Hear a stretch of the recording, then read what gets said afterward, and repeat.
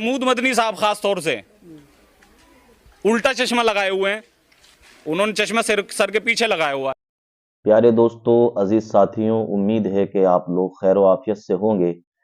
अल्लाह पाक आप लोगों के कारोबार में बरकतें अता फरमाए। अल्लाह पाक आपको तरक्की अता फरमाए। सीधे खुल के एक बात करना चाहता हूं कि आज ओवैसी साहब के ऊपर, जैसा आपने रमीज से सवाल किया था कि भाई उनके ऊपर ही ऐसे आरोप क्यों लगते हैं कि वो इस तरह की राजनीति करते हैं जो तोड़ने वाली है, बकौल मौलाना महमूद मदनी। तो उसका सीधा सीधा जवाब ये है कि कोई भी एक बयान इस तरह का ओवैसी साहब का आप दिखाएं जो संवैधानिक दायरे में ना आता हो, संविधान से बाहर हो, कानून से बाहर हो। अगर कोई भी बयान ऐसा है तो जाहिर है कि सरकार उस पर महमूद मदनी से पहले एक्शन लेने के लिए बैठी हुई है, वो तो चाहती है। उनके भाई कह रहे थे 15 मिनट के लिए पुलिस हटा दीजिए, कई साल पहले उनका एक बयान वायरल हुआ था। उन्होंने कहा कि बयान हटा लीजिए अकबरुद्दीन ओवैसी साहब ने वो जो बयान दिया था, उसके बाद वो जेल लेके आए हैं। उसके बाद परवीन तोगड़िया का बयान मेरे पास रिकॉर्ड है, मैं आपको वीडियो दिखाता हूँ कि 15 मिनट की क्या बात है, ये तो सारी पुलिस हमारी ही है, हम जब चाहें तुम्हारा सफाया कर सकते हैं। परवीन तोगड़िया का बयान था ये। उसके बाद जो है जो नितेश राणे क्या बयान दे रहे हैं, उसके अगेंस्ट अगर सख्त जबान में बात की जा रही है तो वो ऐसा बयान, नफरत वाला बयान कहां से हो गया? एक नफरती आदमी जो मॉब लिंचिंग को सपोर्ट करे, वो पार्टी जो मॉब लिंचिंग के सपोर्टिव जो जितने लोग हैं उसे करने वाले, उनके खिलाफ एक्शन ना ले।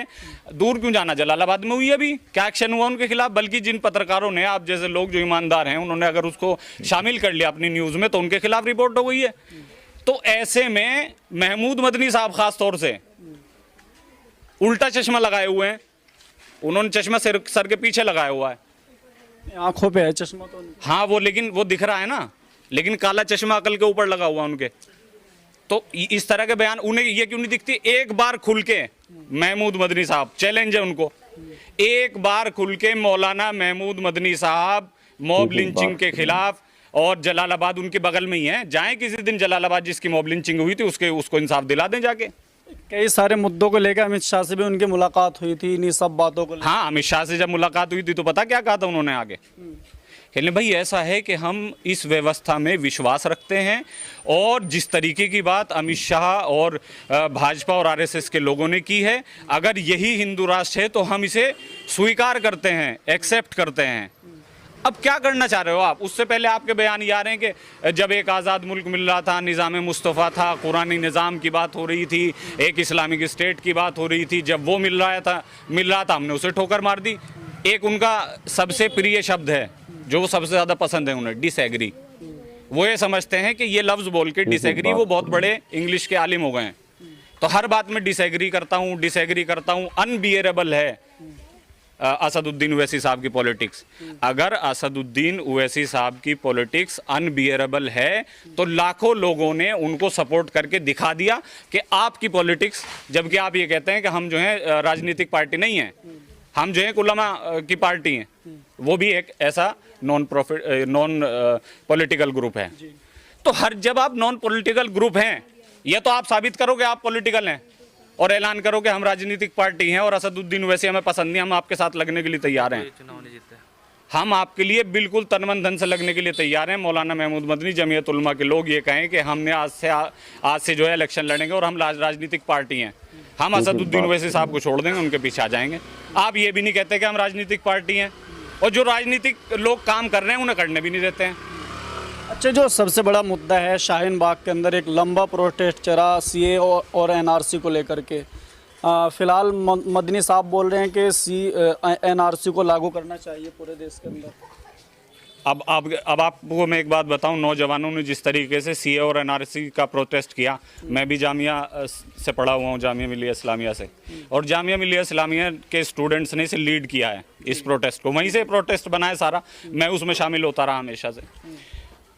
अब आप ये देखिए कि मौलाना आमिर रशादी ने आके ये कहा कि भाई आज के नौजवान ने ये साबित कर दिया कि वो कौम के लिए इतना बेदार है कि हम लोग जो हैं आलिम लोग, वो सफ़े दोयम के आदमी हैं, दूसरे सफ़ के आदमी हो गए, सफ़े अव्वल पे लीड कर लिया नौजवानों ने।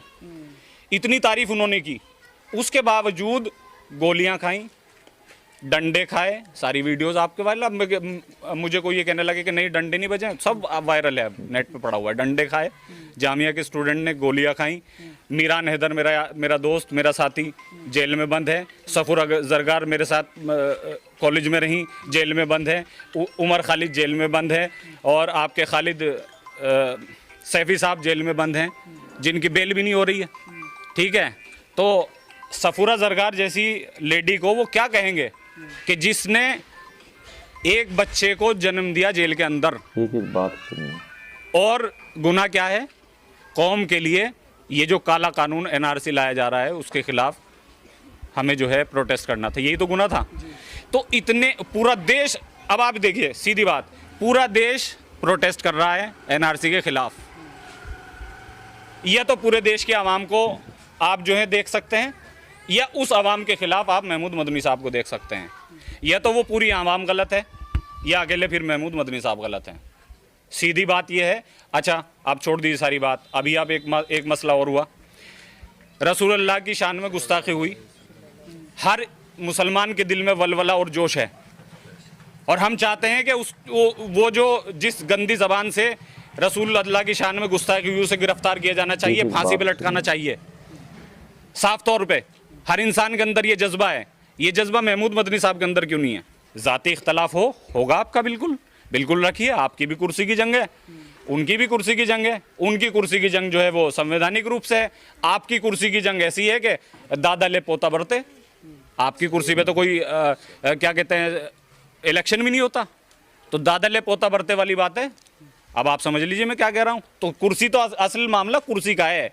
ये आइडियोलॉजिकल जो डिफरेंस है, ये जो बयान दिया गया, असल मामला कुर्सी का है कि कहीं मुसलमानों के अंदर असदुद्दीन ओवैसी साहब की जो पॉलिटिक्स है वो कहीं घर ना कर ले, वो जो है मुसलमानों के हर दिल अजीज़ नेता ना बन जाएं। सिर्फ इस वजह से ये बयान दिया गया, और उसमें अकेले पड़ गए हैं। तमाम उलमा ने इसकी मुखालफत कर दी, आम इंसान इसकी मुखालफत कर रहा है।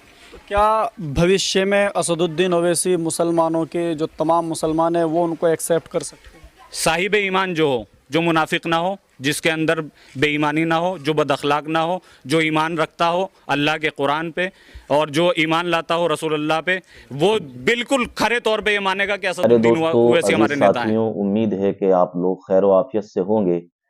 अल्लाह पाक आप लोगों के कारोबार में बरकतें अता फरमाए। अल्लाह पाक आपको तरक्की अता फरमाए।